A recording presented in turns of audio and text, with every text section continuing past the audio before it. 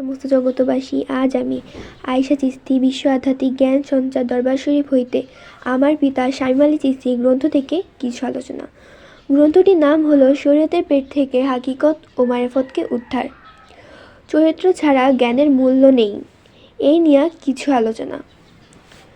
চরিত্র ছাড়া জ্ঞানের মূল্য নেই। যেমন একজন ব্যক্তি জ্ঞানী গুণীদের সাথে চলাফেরা, ওঠা বসা এবং ভালো কিছু শিক্ষা দীক্ষাও নিতেছে, এমনি লোকজনের কাছে যাইয়া ভালো কিছু জ্ঞানের কথাও বলে। মানুষ সেই কথাগুলি শুনে শুনে জ্ঞানী হইতেছেন, ভালো পথে দিশারিও পাইতেছেন, কিন্তু তিনি নিজেই দেখা যায় নিজের জ্ঞানের কথাগুলো ঠিক রাখিয়া চলেন না।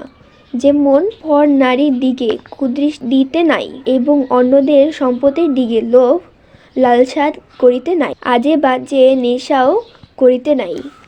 দেখা যায় এই ব্যক্তি নিজেই এই কাজগুলো গোপনে করিয়া বেড়ায়। আমার দ্বারা যদি কোনো লোকজনের জ্ঞান পাইয়া যায়, আর সেই জ্ঞানী যদি আমি নিজেই জান্নাতের পথ পরিষ্কার করিয়া ফেলি, তাহলে আমার তোমার এই ধরনের জ্ঞানের কি মূল্য আছে?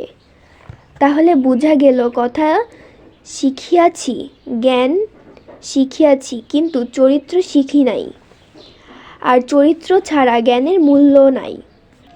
আচ্ছা, তাহলে এই কথাটি কোরআনেও পাই।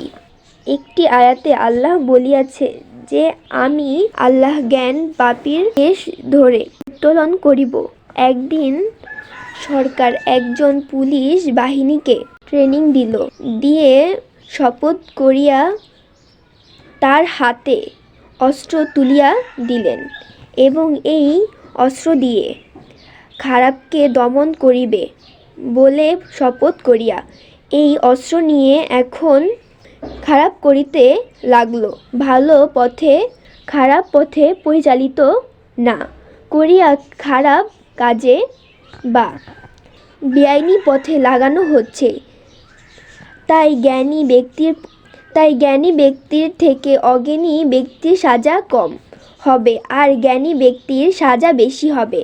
কেননা একজন না জানিয়া না বুঝিয়া করেছেন, আর একজন জানিয়া বুঝিয়াই করেছেন। আমরা জগতে আরও দেখিয়াছি যে এই ধরনের জ্ঞান পাপী সাজা এই পৃথিবীতে পাইতেছে, মৃত্যুর পরে তো হইবে। আমরা এমন লোক হইতে চাই যে এই পৃথিবীতে থাকতে নিজেদের চরিত্র ঠিক করিতে হবে, আর নিজেদের চরিত্র ঠিক করিতে হলে এই 6টি রিপু ত্যাগ করিতে হবে। যেমন কাম, ক্রোধ, লোভ, মোহ, মায়া, মৎসর্য ত্যাগ করিয়া যাইতে পারি, এবং যতদিন পৃথিবীতে বাঁচিয়া থাকবে ততদিন যেন মানুষদেরকে সুজ্ঞান দিয়া যাইতে পারি, নিজেরাও সেই সুজ্ঞান মতো চলতে পারি।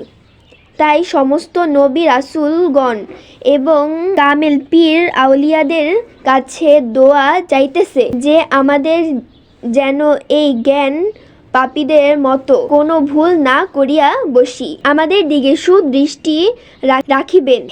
হে মহান আল্লাহ, আমরা সকলেই তোমার কাছে ক্ষমা চাইতেছি, সকলকেই ক্ষমা করিয়া দেন, আমরা যেন ওই ধরনের কোনো পাপ না করি।